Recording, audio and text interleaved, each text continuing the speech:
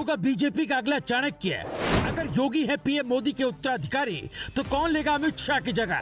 शाह की चाणक्य नीति वाली शक्ति किसके पास है? कौन है जो शाह के बाद बीजेपी के लिए खेलेगा शय और मात का खेल? कौन है जिसे जूनियर शाह भी कहा जाता है, जिसके दिमाग का लोहा खुद अमित शाह भी मानते?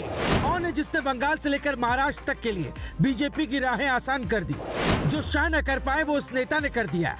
आज हम उस शख्स के बारे में बताएंगे जो अमित शाह से बड़ा चाणक्य बनता जा रहा है और जो चुटकियों में बदल देता है चुनावी समीकरण। पीएम मोदी के बाद प्रधानमंत्री के लिए कौन फिट बैठता है, इसके लिए योगी आदित्यनाथ का नाम आगे आ गया। लेकिन क्या आपने कभी सोचा है कि बीजेपी के चाणक्य कहे जाने वाले अमित शाह का उत्तराधिकारी कौन होगा? बीजेपी का मोदी शाह के बाद क्या होगा? अगर योगी पीएम बनते हैं तो अमित शाह की तरह बीजेपी के लिए कौन रणनीतियां बनाएगा? शय और मात का खेल खेलकर विरोधियों को कौन परास्त करेगा? ये कुछ ऐसे सवाल हैं जिनका जवाब आप जरूर जानना चाहेंगे और कहीं ना कहीं सवालों का जवाब बीजेपी भी तलाश रही है। तो चलिए आगे की इस रिपोर्ट में हम आपको बता देते हैं इन सवालों के जवाब और बता देते हैं कि आखिर कौन है अमित शाह जैसा चुनावी रणनीतिकार जिसके दिमाग का लोहा खुद अमित शाह भी मानते हैं, जिसने बंगाल से लेकर महाराष्ट्र तक के लिए बीजेपी की राहें आसान कर दी। जो शाह न कर पाए वो उस नेता ने कर दिया। झारखंड में इस नेता के आहट मात्र से सोरेन सरकार में खलबली मच गए और वो नेता कोई और नहीं हेमंत बिश्व शर्मा है। जी हाँ, असम के सीएम हेमंत बिश्व शर्मा। बीते कुछ दिनों से हेमंत दिल्ली में बैठे हैं और नजरें गड़ा रखी हैं झारखंड की सियासत पर, क्योंकि ऐसा कहा जा रहा है कि शर्मा को कांग्रेस मुक्त भारत की कमान शाह ने सौंपी है। ये दावा सनसनीखेज तब हुआ जब कांग्रेस के एक विधायक जयमंगल अनूप ने एक चिट्ठी लिखते हुए शर्मा पर आरोप लगाया। जयमंगल ने कहा कि शर्मा झारखंड में सरकार गिराना चाहते हैं। उन्होंने हर बागी विधायक को मंत्री पद और 10 करोड़ देने का लालच दिया है। उनकी कॉल रिकॉर्डिंग भी हमारे पास है। लेकिन सच है कि कांग्रेस विधायक खुद ही भ्रष्टाचार में फंस गए। 30 जुलाई को झारखंड कांग्रेस के 3 विधायक 50 लाख कैश के साथ पकड़े गए थे।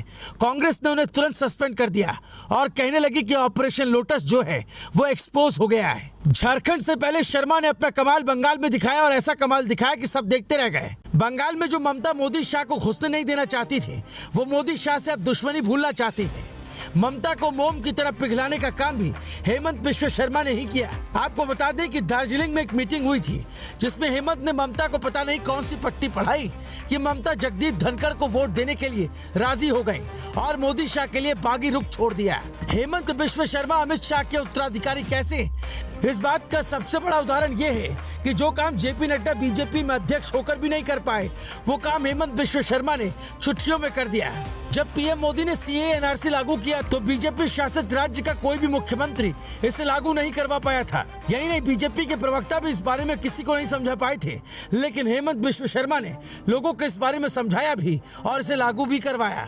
हेमंत बिश्व शर्मा अमित शाह से 4 साल छोटे, लेकिन अमित शाह से भी बड़े चाणक्य कहे जाने लगे। लेकिन पूर्वोत्तर के 7 राज्यों के मुख्यमंत्री न सिर्फ उनका सम्मान करते बल्कि उनकी बात को टालता कोई नहीं है। महाराष्ट्र में शिंदे ने बगावत की तो विधायकों को गुवाहाटी भेजा गया क्योंकि शाह को उन पर भरोसा है।